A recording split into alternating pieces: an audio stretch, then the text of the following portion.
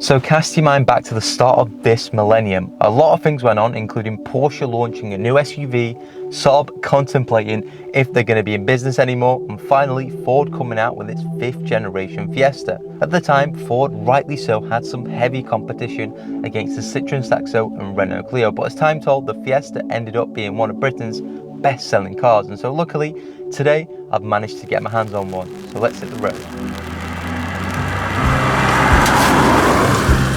So here it is, the 2002 Mark V Ford Fiesta. First off, I want to give a shout out to Sam, the owner of this pristine, mint condition, future classic car. He, like me, has an automotive YouTube channel and does car reviews, so it'd be greatly appreciated if you head over to his channel and subscribe. All links will be in the description box below. So just for the record, this car is 19 years old and driving it feels like some sort of therapy. It's bringing out my inner love for cars from this era. The fact that it's just so raw, there's no traction control, no ABS, no assist to help you. It's just some power steering, the wheels and the tarmac underneath. We'll talk about how much everything costs later on, but I could say just from the driving experience, it definitely stacks up for the money.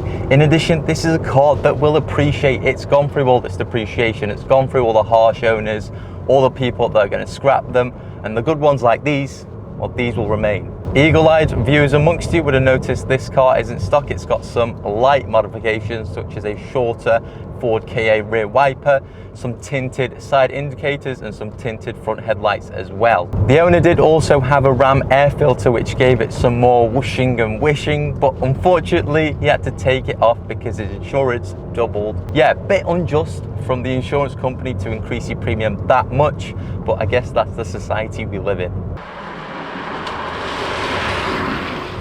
I must talk about this, and it's the dials in this car. From factory, the Mark V Fiesta comes with these beautiful white retro dials, and it almost reminds me of one of the AMGs. If you know your AMGs, by the way, it's the C126, and it's a very similar design, but instead, it's in a Fiesta. But boys, this is a special thing. I finally deserve a treat in 2021. Well, don't we all deserve a treat? This car though, it's just so joyous. It's equally joyous on any type of British road that could bring to it. Even, well, I wouldn't say a gravel track, that's taking it too far, but you get what I mean. When you want it to go, it's not that powerful, but it's just revving and revving. You can hear the engine, it's raspy.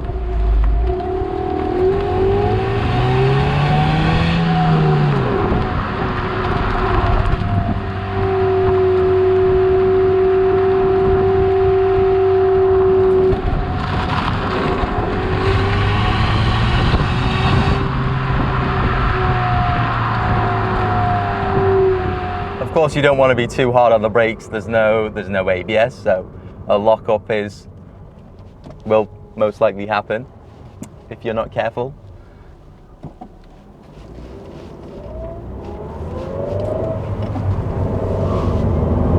Oh my God! This car puts a smile on anyone's face. It's so fresh. It's so fresh out the box. Yeah, look, of course it's not that powerful. You put your foot down, it's not going anywhere. It's just making a bunch of noise. But it's just so funny. The steering wheel is really small as well. It's really thin. Something I've not experienced in a long time. It's a very simple, basic car. It's as basic as you can get, to be honest with you. Right, guys, I think it's time we swapped over to point of view and we had a look what it was like driving like that, because I'm sure you're bored of seeing my face.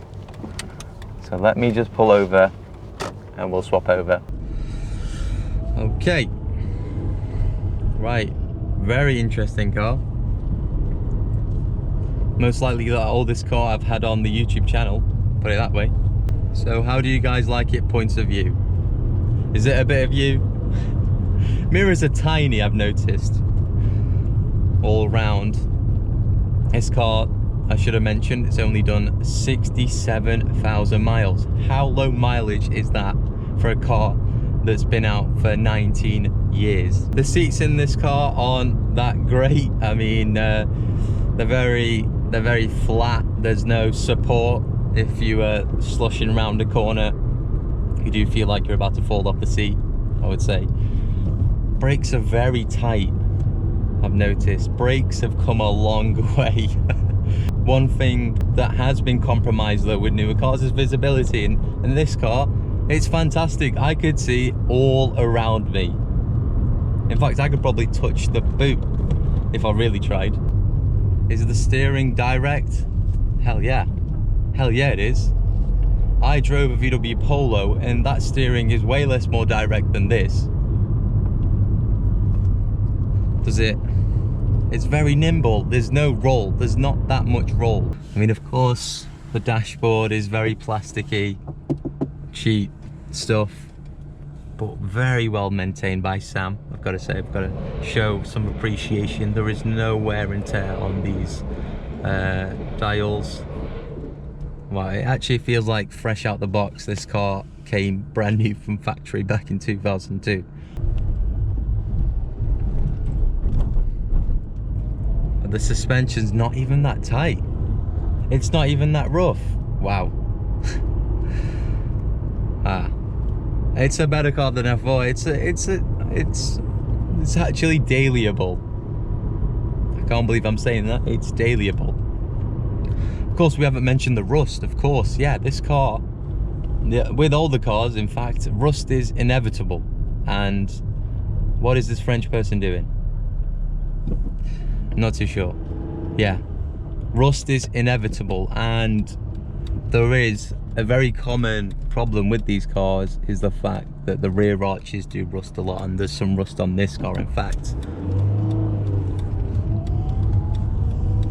Now, can you poke your hand through the rust?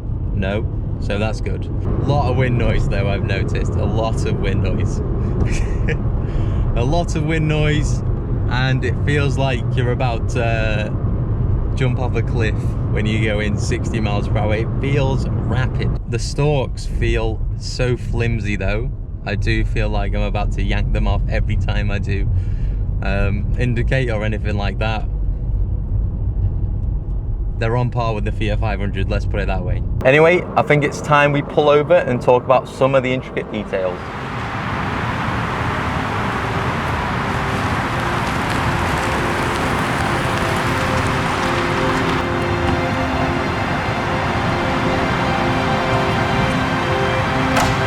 The car was built in East London, Dagenham precisely, and it was the last generation of Fiesta to be built at the site prior to its closure. Sad story, I know, but Ford unknowingly created a car that successfully addresses all that is wrong with modern day super minis. With regards to the look department, the Mark 5 Fiesta was hugely uprated with a Focus-inspired face, new bumpers and wheel designs. It was a well-needed refresh as the old shape just looked a bit droopy. The Mark 5 Fiesta is also a lightweight machine, only weighing in at just over 1 ton.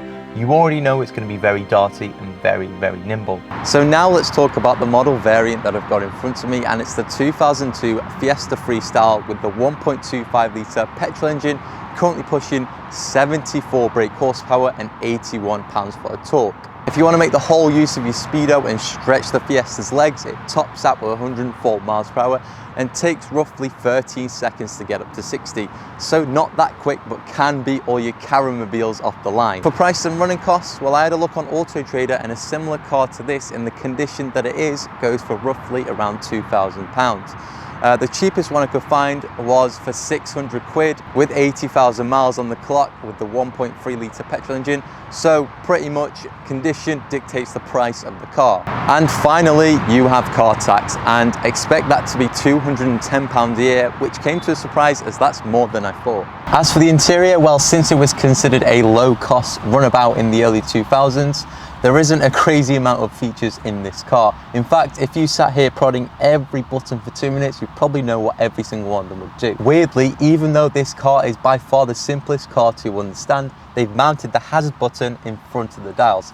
Such a bizarre placement. Another thing I'm not a fan of in this car is how small the sun visor is. It pretty much is practically useless. It doesn't block out any sunlight at all. Another thing I'm not a fan of is you can't open the boot from the boot open button inside the car while the engine is running. I know it's a safety precaution, but it's a massive inconvenience. And finally, the last weird / frustrating thing in this car is the location of the cigarette lighter. Mostly nowadays, a lot of people have that USB adapter inserted into the cigarette lighter as like a conversion. Well, when you shift into fifth gear in this car, whatever you've got in there, it's really close to your hand, and it kind of could be annoying at times and maybe not safe. Anyway, it's not all doom and gloom. There are some cool features in this car. For example, when you open the glove box, there's cutouts for 2 Mackey's size drinks to be placed.